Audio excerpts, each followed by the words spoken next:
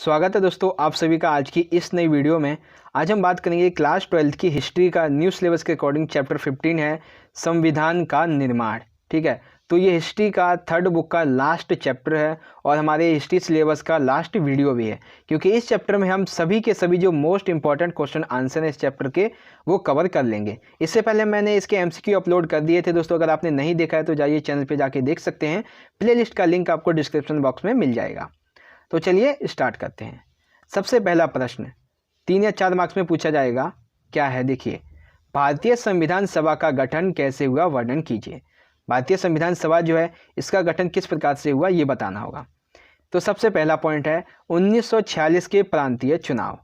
1946 में भारत में प्रांतीय स्तर पर चुनावों के आधार पर संविधान सभा का गठन हुआ, यानी कि संविधान सभा के जो सदस्य होंगे उनका चुनाव हुआ था।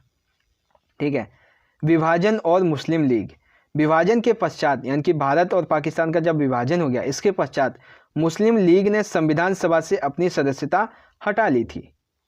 उनके लिए एक अलग देश पाकिस्तान बन चुका था। इसके बाद संविधान सभा के सदस्यों की संख्या लगभग 300 रह गई थी, जिसमें से लगभग 84% जो सदस्य थे वो कांग्रेसी नेता थे।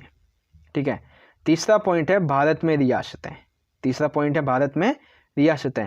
भारत में स्थित रियासतों के वे प्रतिनिधि जिन्होंने भारतीय संघ में मिलने का निर्णय कर लिया था, यानी कि भारत में जो रियासतें थी जिन्होंने भारत में मिलने का निर्णय कर लिया था उनके प्रतिनिधि भी भारतीय संविधान सभा में शामिल हुए थे। बात करते हैं बैठकों की। संविधान सभा की पहली बैठक 9 दिसंबर 1946 को हुई थी और दिसंबर 1949 को यह बनकर तैयार हो गया था। कुल 11 सत्र और 165 दिन बैठकें हुई थी। ठीक है, तो इस तरह से हमारा जो भारतीय संविधान सभा थी उसका निर्माण हुआ था। पहले 1946 के प्रांतीय चुनाव, विभाजन और मुस्लिम लीग, भारत में रियासतें और फोर्थ है बैठकों के बारे में। आई होप आपको समझ में आ गया होगा। अगला प्रश्न देखिए, अगला है उद्देश्य प्रस्ताव से संबंधित है। उद्देश्य प्रस्ताव क्या था एवं इसकी विशेषताओं का वर्णन कीजिए। तो सबसे पहले देखिए 13 दिसंबर 1946 को नेहरू जी ने संविधान सभा में उद्देश्य प्रस्ताव पेश किया, जिसमें स्वतंत्र भारत के संविधान की मूल आदर्शों की रूपरेखा प्रस्तुत की गई थी। अब वो मूल आदर्श रूपरेखा क्या थी देखिए, उद्देश्य प्रस्ताव की विशेषताएं। यह एक ऐतिहासिक फैसला था। उद्देश्य प्रस्ताव एक ऐतिहासिक फैसला था। स्वतंत्र भारत के संविधान के मूल आदर्शों की इसमें रूपरेखा प्रस्तुत की गई थी। ठीक है, उद्देश्य प्रस्ताव में भारत को एक स्वतंत्र संप्रभु गणराज्य घोषित किया गया था। नागरिकों को न्याय, समानता व स्वतंत्रता का आश्वासन भी दिया गया था। इसमें वचन दिया गया था कि अल्पसंख्यक, पिछड़े व जनजातीय क्षेत्रों और दमित तथा अन्य पिछड़े वर्गों के लिए रक्षात्मक प्रावधान किए जाएंगे। ठीक है, तो कुल मिलाकर कह सकते हैं कि उद्देश्य प्रस्ताव में स्वतंत्र भारत कैसा होगा उसकी एक रूपरेखा इस उद्देश्य प्रस्ताव में प्रस्तुत की गई थी। ठीक है, तो उद्देश्य प्रस्ताव क्या था एवं इसकी क्या विशेषताएं हैं, आई होप आपको समझ में आ गया होगा। अगला है इंपॉर्टेंट प्रश्न है और इसमें से आपके 3 या 4 मार्क्स के और 8 मार्क्स के 2 से 3 प्रश्न निकलेंगे। देखिए क्या है, संविधान सभा में किन किन मुद्दों को लेकर गर्मा गहम बहस चली, व्याख्या कीजिए। यानी कि संविधान सभा में वैसे कौन से मुद्दे थे जो महत्वपूर्ण मुद्दे थे जिस पर बहुत अधिक बहस हुई थी। ठीक है, तो एक छोटी सी भूमिका लिखेंगे।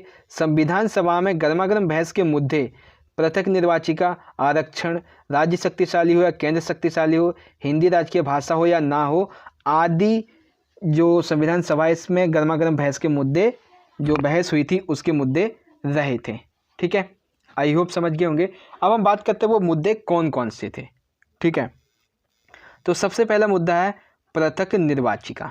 सबसे पहला है पृथक निर्वाचिका। तो सबसे पहले तो पृथक निर्वाचिका के पक्ष और विपक्ष की हम बात करेंगे। तो पहले देखिए पक्ष, वीर बहादुर पोकर।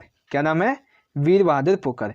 मद्रास के वीर बहादुर पोकर ने कहा कि अल्पसंख्यक हर जगह हैं और उन्हें चाह कर भी हटाया नहीं जा सकता है, इसलिए हमें एक ऐसे समाज की ज़रूरत है जहां पर अल्पसंख्यकों को समान अधिकार मिल सके और जिसके लिए यह जरूरी है कि उन्हें राजनीति में उचित प्रतिनिधित्व मिले। इसके लिए प्रत्येक निर्वाचित एक सबसे अच्छा उदाहरण है, यानी कि ये जो पृथक निर्वाचिका है ये इसका एक सबसे अच्छा उदाहरण है जो कि अल्पसंख्यकों के लिए काफ़ी मायने रखती है। ठीक है, अगर हम वही बात करें पृथक निर्वाचिका के विपक्ष में, तो देखिए सबसे पहले हैं पृथक निर्वाचिका के विपक्ष में आरवी धुलेकर। हैं तो बहुत से, लेकिन मैं आपको एक एक दो दो बताऊंगा जो इंपॉर्टेंट है। पृथक निर्वाचिका के विपक्ष में देखिए आरवी धुलेकर। पृथक निर्वाचिका जो थी वो अंग्रेजों की एक चाल थी। उन्होंने आरक्षण के नाम पर खेल खेला, तुम्हें लाया गया तुम्हें छोड़ दो, यानी कि उन्होंने खेल खेला और तुम्हें इस खेल में फंसा दिया और उसके बाद फिर तुम्हें छोड़ दिया इस खेल में। सरदार पटेल जी क्या कहते हैं, यह एक ऐसा विषय है जो कि पूरी राजनीति में समा चुका है। यह एक ऐसी मांग है जिसने एक समुदाय को दूसरे समुदाय से बढ़ा दिया है। यह रक्तपात और विभाजन का कारण भी बनी है। देश में यदि आप शांति चाहते हो तो इस पृथक निर्वाचिका को छोड़ दीजिए। ठीक है, तो पृथक निर्वाचिका के पक्ष और विपक्ष में पक्ष में वीर बहादुर पुकर की आवाज़ उठी थी और विपक्ष में आरवी धुलेकर और सरदार पटेल की। आई होप समझ गए होंगे। अगला देखिए आगे है राज्य और केंद्र शक्तिशाली हो। दूसरा महत्वपूर्ण टॉपिक था राज्य और केंद्र शक्तिशाली हो। तो सबसे पहले तो हम बात करते हैं कि राज्य शक्तिशाली हो इसके संदर्भ में किसने क्या दलील दी थी। ठीक है, तो राज्य शक्तिशाली हो इस संदर्भ में मद्रास के संतनम के द्वारा एक बयान दिया गया था। ठीक है, अब वो बयान क्या था सुनिए। संविधान सभा में एक जिद सी बन गई है कि तमाम शक्तियां केंद्र को दिए जाने से केंद्र मजबूत होगा, लेकिन यह गलतफहमी है क्योंकि अगर केंद्र के पास ज़रूरत से ज़्यादा विषय होंगे तो वह अपना ध्यान पूरी तरह देश के विकास कार्य में नहीं लगा पाएगा। अगर राज्य को अधिक वित्तीय अधिकार नहीं दिए गए हों तो वह अपने राज्य में लोगों की सुरक्षा, स्वास्थ्य एवं अन्य सुविधाएं उन्हें देने के लिए केंद्र के समक्ष उसे हाथ फैलाना पड़ेगा, जो कि काफ़ी शर्मनाक बात होगी। तो राज्य शक्तिशाली हो इस संदर्भ में मद्रास के जो के संतनम है इनके द्वारा यह बयान दिया गया था। ठीक है, आगे देखिए केंद्र शक्तिशाली हो इस संदर्भ में कौन कौन सी आवाज़ें उठी।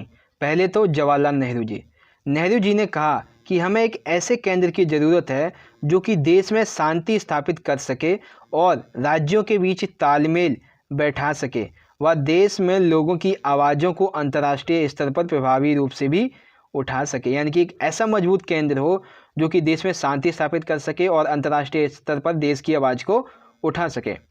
दूसरा है डॉक्टर भीमराव अंबेडकर। इनका कहना था कि हमें एक ऐसे मजबूत केंद्र की आवश्यकता है जो कि 1935 का जो भारतीय प्रशासनिक सुधार अधिनियम का केंद्र था उससे भी कई ज़्यादा मजबूत हो। तीसरे हैं बाल कृष्ण शर्मा।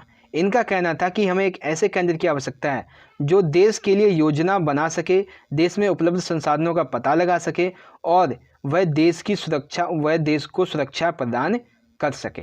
ठीक है, तो राज्य शक्तिशाली हो इस संदर्भ में मद्रास के जो के संतनम है इनके द्वारा बात कही गई। केंद्र शक्तिशाली हो इस संदर्भ में जवाहरलाल नेहरू, डॉक्टर भीमराव अंबेडकर और बाल कृष्ण शर्मा के द्वारा आवाज़ उठाई गई। अब आता है तीसरा, आरक्षण को लेकर कई विचार उठे थे। ठीक है, तीसरा है आरक्षण को लेकर कई जो विचार थे वो संविधान सभा में उठे थे। पहला था एनजी रंगा का। यह एक समाजवादी युवा किसान नेता थे। इन्होंने अल्पसंख्यक की परिभाषा आर्थिक रूप से पिछड़े वर्ग के लोगों के लिए आरक्षण की मांग की थी। अल्पसंख्यक कौन है? आर्थिक रूप से पिछड़े वर्ग के लोग। ठीक है, इनके लिए आरक्षण की मांग की। उन्होंने संविधान द्वारा नागरिकों के जो अधिकार दिए गए, मौलिक अधिकार दिए गए, मानवाधिकार दिए गए, उनका स्वागत तो किया, लेकिन जब तक इनका क्रियान्वयन नहीं होगा तब तक इनका कोई अस्तित्व नहीं है। हम उनके प्रतिनिधि नहीं हैं, यानी कि हम लोगों के प्रतिनिधि नहीं हैं, बल्कि हम उनके ट्रस्टी हैं। यानी कि मतलब जनता ने हमें विश्वास करके हमें भेजा है और हमें उनका तब तक साथ देना चाहिए जब तक कि समाज के अन्य लोगों को, अन्य वर्गों के समान ये लोग नहीं आ जाते हैं। ठीक है, फिर दूसरा बयान है जयपाल सिंह का। ठीक है, आदिवासियों के लिए जयपाल सिंह ने आवाज़ उठाते हुए कहा कि उनके लोगों को 6000 वर्षों से उनका शोषण किया जा रहा है, जिसके कारण हमारी संस्कृति तथा संसाधन को नुकसान पहुंच रहा है। हालांकि संख्या की दृष्टि से तो हम अल्पसंख्यक नहीं हैं, परंतु समाज के लोगों के साथ भौगोलिक तथा भावनात्मक दूरी को कम किया जाना चाहिए तथा हमें आपसे मिलने मिलाने चाहते हैं और हमारी इच्छा है, यानी कि हम समाज के लोगों से मिलना चाहते हैं, वहाँ रहना चाहते हैं, ये हमारी इच्छा है। तो जयपाल सिंह ने जो आदिवासी हैं उनके लिए आरक्षण की मांग कुछ इस तरह से की है। ठीक है, फिर मद्रास के नागप्पा के द्वारा क्या कहा गया है, देखिए, हम कष्ट उठाते आए हैं, हमारा सदियों से शोषण किया जा रहा है, लेकिन हमें अपने अधिकारों का अब पता चल चुका है और हम उन अधिकारों को हर एक कीमत पर लेकर रहेंगे। वहीं अंबेडकर जी हैं, वो क्या कहते हैं कि भारत के विभाजन के बाद पृथक निर्वाचिका की मांग को छोड़ दिया जाए और यह कहा गया कि इस अस्पृश्यता का उन्मूलन किया जाए, हिंदू मंदिरों में सभी जातियों के लोगों के लिए दरवाजे खोल दिए जाएं, समाज में जो फैली सामाजिक भेदभाव हैं उनको लोगों की सहभागिता के द्वारा ही खत्म किया जा सकता है। ठीक है, तो आरक्षण को लेकर एनजी रंगा का विचार, जयपाल सिंह का विचार, मद्रास के नागप्पा का विचार और अंबेडकर का विचार, आई होप आपको समझ में आ गया होगा। ये प्रश्न 3-3 मार्क्स के, 4-4 मार्क्स के अलग से पूछे जा सकते हैं। अगला प्रश्न बनेगा, जो अगला पॉइंट है इसका वो है हिंदी राष्ट्रभाषा हो या ना हो, हिंदी राष्ट्रभाषा हो या ना हो। तो सबसे पहले तो इसमें एक छोटी सी बात आएगी कि हिंदी राष्ट्रभाषा हो या ना हो, इसके ऊपर संविधान सभा में कई चर्चाएं हुई।